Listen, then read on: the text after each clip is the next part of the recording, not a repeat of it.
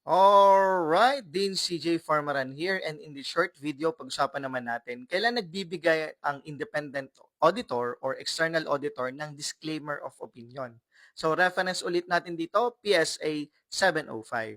So ano ba pag sinabi nating disclaimer of opinion? So sa madaling salita, ang disclaimer of opinion, hindi po makapagbigay ng audit opinion ang independent auditor because of the scope limitation. And yung scope limitation ay hindi lang basta scope limitation na walang mahanap na sufficient and appropriate evidence, but rather itong sinasabing scope limitation ay severe.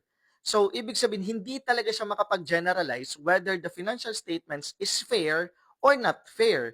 Kasi nga, walang records, for example, or ayaw ibigay yung mga kailangan na documents ni auditor na makakapag-conclude sa overall fairness ng financial statement. So kapag ganun, ang ibibigay ni independent auditor ay disclaimer of opinion kasi siya ay material and pervasive ang effect at naaapektuhan niya yung totality ng conclusion whether kung yung FS ba ay fairly presented or not.